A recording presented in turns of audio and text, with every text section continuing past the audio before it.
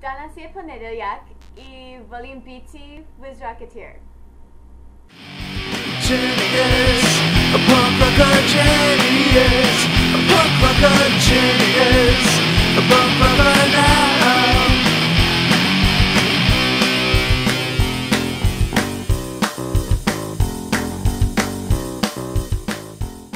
So last week I was at a conference for work, and it was really cool, and I learned some small amount of Serbian, which was awesome, which I was using at the beginning of this video. I got some pretty cool pens, like this one. Lumos. Yes, awesome. And we got to go on a library tour of Marquette University's, like, big new library. And it was kind of boring. It was architecture and furniture and a reference collection that every library in the world has. But then they took us to the archives, and in their archives they have some of J.R.R. Tolkien's original manuscripts from when he was writing The Lord of the Rings. Like, I was from here to the camera away from, like, maps and genealogies and chapter outlines and this amazing original J.R.R. Tolkien work. And that was cool. And that was the coolest part of the tour because everything else was really boring. And then at the end of the tour, the lady was like, yeah, so we also have, you know, some stuff in the basement. I didn't really have time to show you, but I mean, I guess we've got a human skeleton for the med students, and we've got a pretty big music collection. We've got a pretty big collection on the violent femmes, but we don't really have time for that. Ugh! We spent time looking at furniture, at freaking new architecture from the inside, and reference books. But we don't have time to look at human skeletons or the violent femmes. Holy crap. But Tolkien was awesome, so that's good.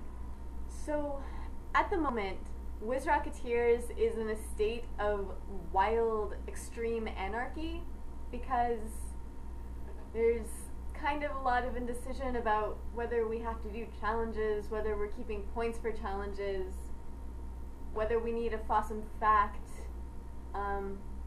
Basically every aspect of the video except the fact that you have to post a video. But even then, you don't really have to post a video when YouTube is being all trifling and stuff.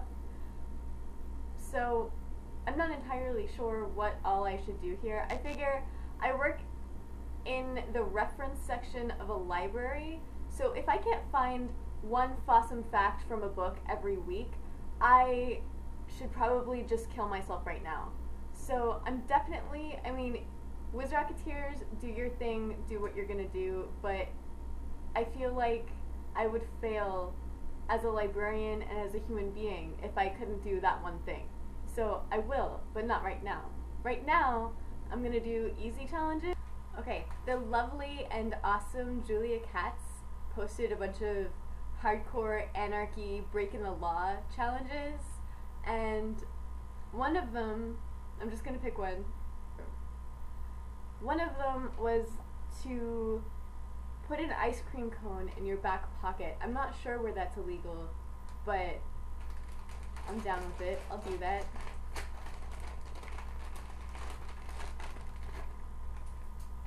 Oops. Oh shit, don't eat that! Oh no.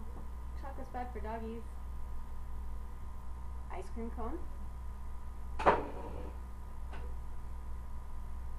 Back pocket.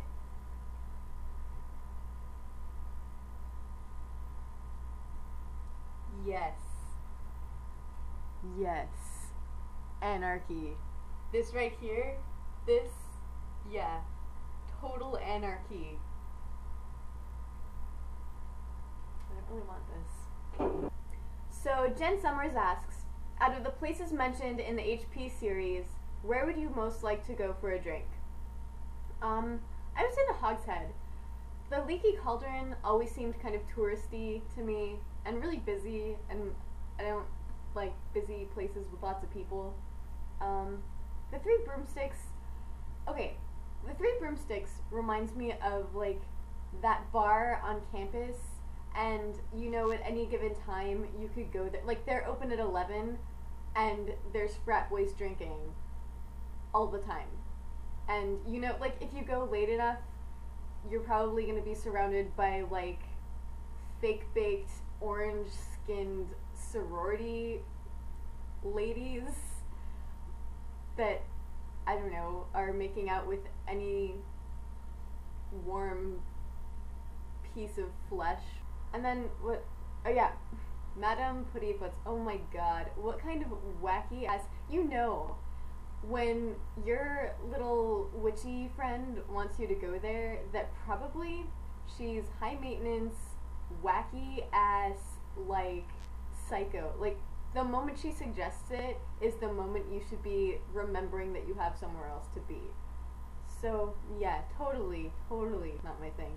And I just dig the hug set. I mean, it seems like a nice dive bar. I mean, it's a little dirty, but you know, that's cool. It reminds me of the kind of place where they would serve something called a Hankarita, and you would go out into the parking lot and hang out with your friend and go for a walk and find a hypodermic needle on the ground and not think much of it. A certain place in Dallas.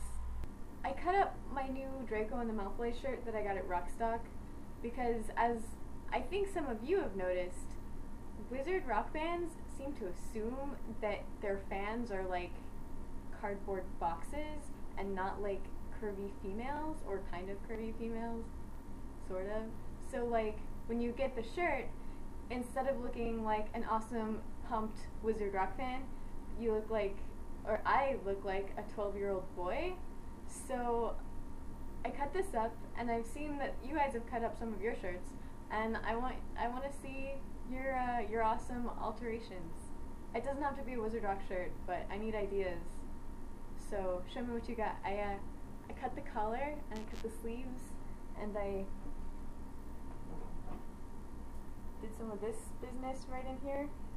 So pretty happy with it. But yeah, show me what you've got, because, you know, you can never have too many t-shirt ideas. And don't tell me to get the stupid book about how to alter t-shirts, because I know it exists, but I want you to hold my hand.